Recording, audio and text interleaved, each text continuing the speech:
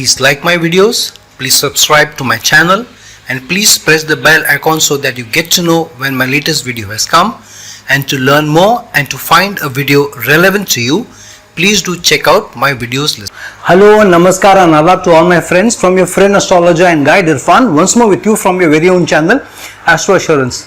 Yoga is a very important part of our lives. When they get connected to our horoscopes and they give impetus, they become the catalyst in bringing a lot of good gains. And the doshas are on the other side, energy puller, and they reduce the energies. They also reduce the auspicious results. And so we are looking for good yogas to be associated with the important houses, especially the Kendra houses or the trine houses, which is either the 1, 4, 7th and the 10th house, or the 5th and the 9th houses, because the yogas are supposed to give or said to give very good results in the Kendra or the trine houses. However, yogas, because they get connected to certain signs by virtue of forming in certain signs, and so it is very, very important when you connect the yoga to also the signs. However, because the sign energies also play a part in the houses, and the dignity of and the digbala or the strength of the planets also plays a part, which house the planet is placed, and so yogas placed in certain houses do better than in the other houses. For example, the Gajakesari yoga between Jupiter and the moon does very, very well in the 4th house. In fact, it does better in the 4th house than in the other 3 houses. The reason being is the 4th house has natural energies of Cancer sign, and moon rules the Cancer sign. So moon is extremely comfortable in the 4th house, and Jupiter gets exalted in the Cancer sign, and hence both Jupiter and moon are very well placed in the 4th house, and a Gajakesari yoga between Jupiter and moon is best in the 4th house, irrespective of what sign it is in. The sign plays a larger part by adding strength or taking away the strength from the Gajakesari yoga based in the 4th house. Say for example, if the 4th house is Cancer with Aries being the ascendant, then the yoga between Jupiter and Cancer, Jupiter and moon in Cancer is very, very strong. However, if for instance the 4th house becomes Capricorn by virtue of Libra ascendant, then it becomes a challenge. Why? Because now Jupiter gets debilitated in the Capricorn sign, and moon loses a lot of its strength by virtue of Capricorn being ruled by Saturn. So in spite of being in the 4th house, Jupiter and moon in the Gajakesari yoga may not be as strong. However, by virtue of it still being the 4th house and having the Cancer energies, it is stronger than if the Gajakesari yoga is formed in Capricorn in the, say, the 7th house or the 10th house and the Lagna. So if the Gajakesari yoga has to be in Capricorn, then the 4th house will be where the Gajakesari yoga will give stronger results than in the 1st house, where moon does not have a lot of digbala or strength, in the 7th house where Jupiter does not have a lot of strength, or in the 10th house by virtue of having the natural sign energies of Capricorn. So sign wise some yogas do much better. For example, the Chandra Mangal yoga between moon and Mars does much better in the 5th house or the 9th house, even in the Lagna, but it may not do so very well in the 8th house, irrespective of the sign, because moon gets naturally debilitated in the Scorpio sign, and the 8th house has the Scorpio energies. So when you're looking at the houses, you also look at what energies, sign energies the house has, and whether the planets being involved in that particular yoga in the house do well in that particular sign. So if the planets do well in that particular sign, then they may give better results. And in the Dusthana, the 6th, 8th and the 12th, generally yogas don't give the best results. The better results come in the Kendra and the trine house. Apart from that, for example, some yogas like the Sasha yoga. The Sasha yoga formed by Saturn in the Kendra in own sign or in exaltation. The Sasha yoga is best formed in the 7th house if Saturn is placed in his own sign or in exaltation in Libra. By virtue of Saturn gaining the highest digbala or highest strength, placed in the 7th house rather than in the first house where it does not have Digbala and it is a weaker Sasha yoga in the Lagna, in the Kendra, in the first house. So you will have to see yogas in the houses pertaining the Digbala, the placement, the sign energies, and based on that you can ascertain whether the yoga is strong enough in that house or not. So let's jump into from the first house to the 12th house some good yogas supposed to give auspicious yogas, whether they do good in what houses. So house wise, let's look at what yogas do better and starting from the first house until the 12th house. The first house is an important house, and because it is both a Kendra house as well as a trine house, and hence a lot of yogas do very well in the first house. Hence the Dhurdura yoga, the Sunafa yoga, the Anafa yoga, the Lakshmi yoga, the Gajkesari yoga, the Buddha Guru yoga, the Ruchak Mahapurush yoga, the Bhadra yoga, the Hamsa yoga, the Veshi yoga, the Raja Lakshana yoga, the Amala yoga, the Trilochana yoga, and the Dharam Karma Adhipati yoga do very well in the first house. Some yogas like the Sasha yoga, the Malavya yoga, the Vasi yoga, the Vasumati yoga, the Chandra Mangal yoga, etc. also do well in the first house. However, they don't do as much better in the first house as in the other houses, and hence from the sake of how strongly yoga is, these yogas have been avoided to be mentioned to be good in the first house. The second house is an important house more from a financial well-being point of view also, and livelihood resources that one gets, and hence certain yogas do much better in this house than in the other houses.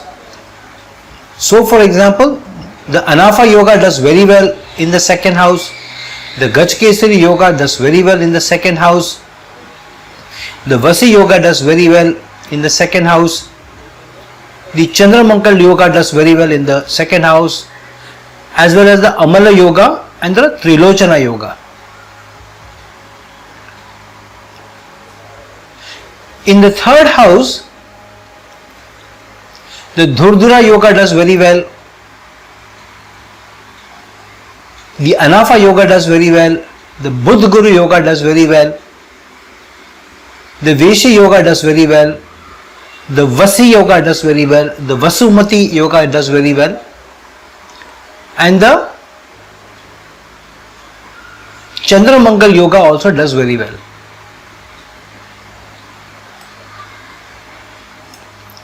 In the fourth house, the Dhurdura yoga, the Sunafa yoga, the Lakshmi yoga, by virtue of it being the Kendra, the Gajkesari yoga by virtue of Jupiter ruling, Jupiter getting exalted in the Cancer sign, which has the energies of the fourth house, and Moon ruling the natural fourth house of Cancer, and hence Gajkesari yoga does very well. Then the Hamsa yoga, because Hamsa yoga is formed by Jupiter. Then the Malavya yoga, by virtue of Venus being placed in the Kendra in own sign, and Venus is also the Karaka of the fourth house, and hence the Hamsa yoga and the Malavya yoga also do well in the fourth house.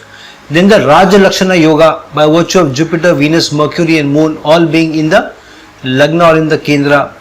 Then the Amala yoga and the Dharma Karma Adhipati yoga, by virtue of the 9th and 10th lord either placed in the fourth house or one of them placed in the fourth house and in Kendra to the other house lord.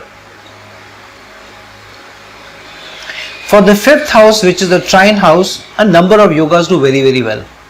For example, the Dhurdura yoga does very well, the Anafa yoga does very well, the Gajkesari yoga does very well, because Jupiter does very well in the fifth house. It is also the Karaka of the fifth house, and Moon also does very well because it is friendly to the natural ruler of the fifth house, which is Sun.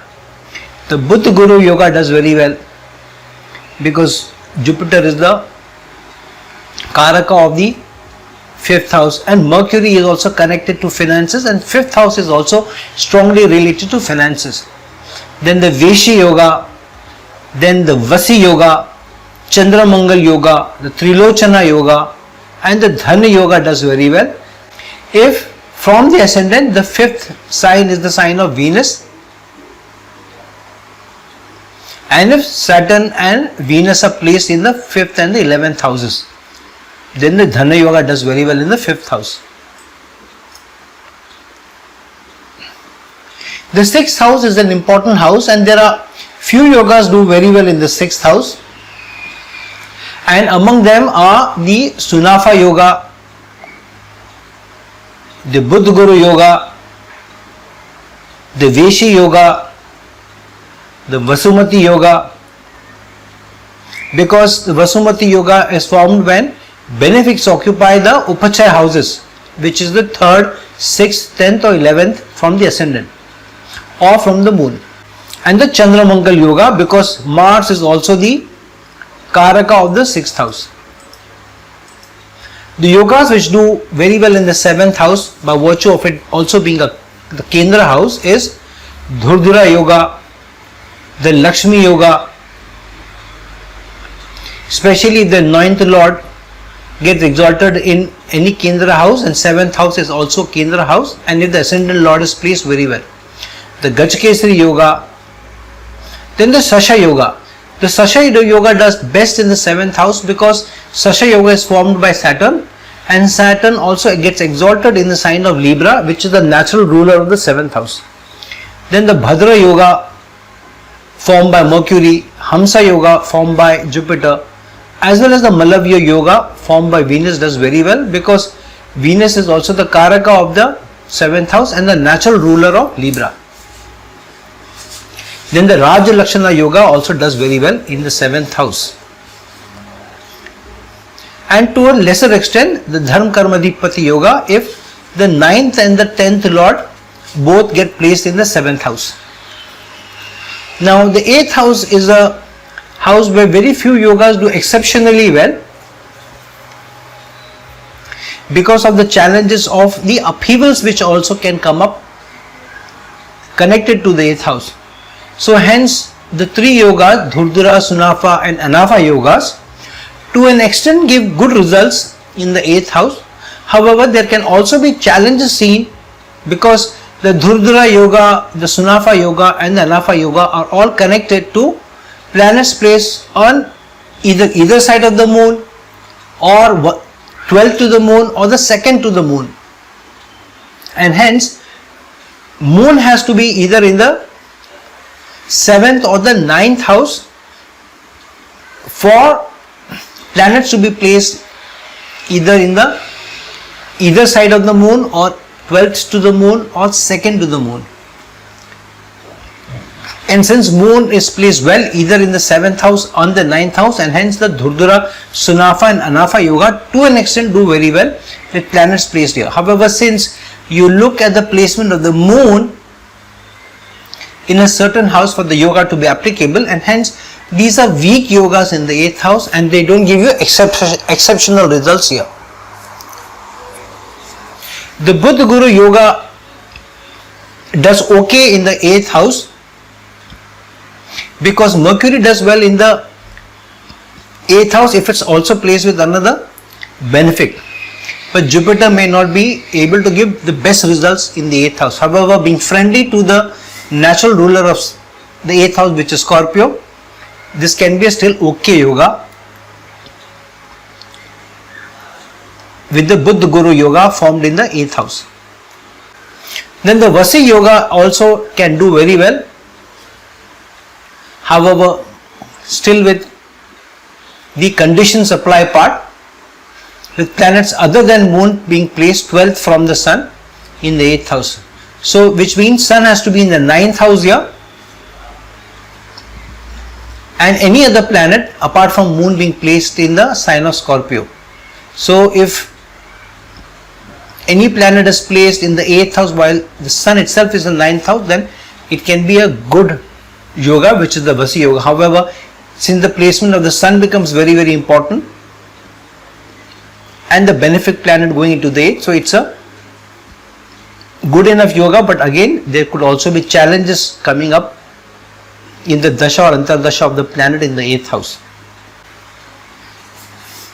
Then a number of yogas do very well in the 9th house by virtue of it being the trine house. And then the Dhurdura yoga does very well, the Anafa yoga does very well, the Gachakesari yoga does exceptionally well by virtue of both Jupiter and Moon being very well placed in the 9th house, and Jupiter also being the natural ruler of the 9th sign, which is Sagittarius. The Buddha Guru yoga does well to an extent because Jupiter is the natural ruler of the 9th house, and the 9th house is also related to fate and gains and luck opening up, and Mercury does okay in this particular house, in the 9th house. So the Buddha Guru yoga can also be a good yoga in the 9th house. Then the Veshi yoga, the Vasi yoga, Amala yoga, Chandramangal yoga all do very well. Also the Trilochana yoga and the Dharma Karma Adhipati yoga can be a very strong yoga in the 9th house by virtue of the yoga formed between the conjunction or aspects between the 9th and the 10th house lords. The 10th house is a very important house for a yoga to be placed there because of being connected to karma into career, and hence the Dhurdura yoga, the Anafa yoga, the Lakshmi yoga, the Ruchak Mahapurush yoga formed by Mars does very well.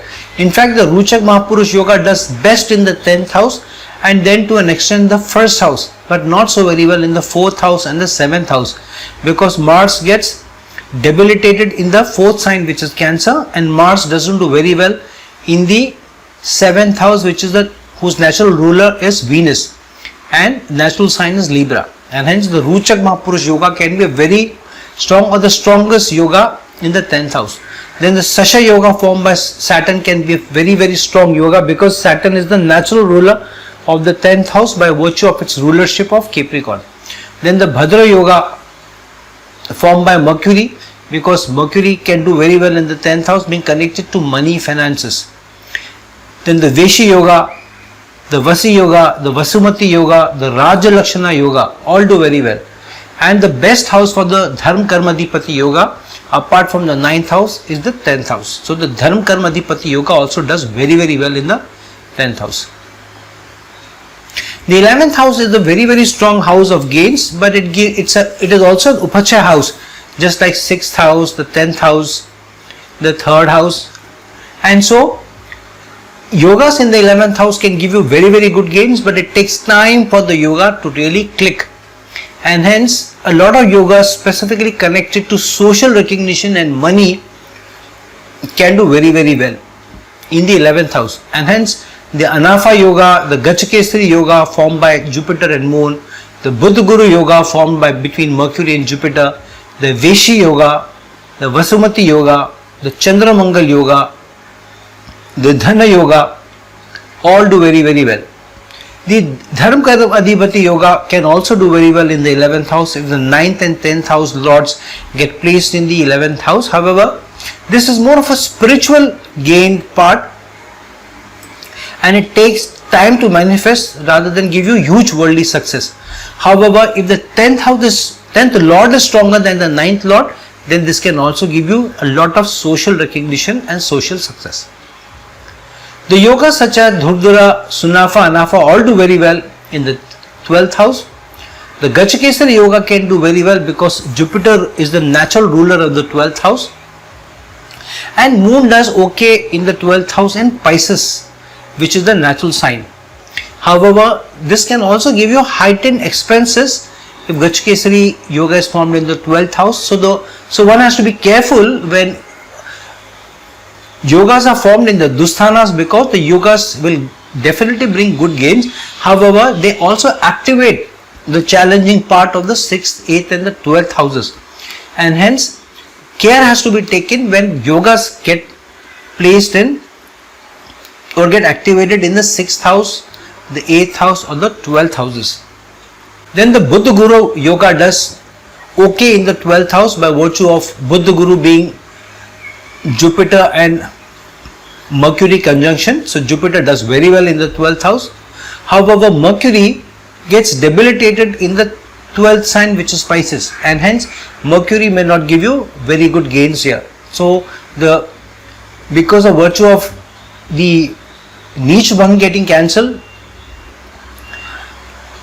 because of Jupiter and Mercury conjunction, so the conjunction does better rather than Mercury alone in the 12th house.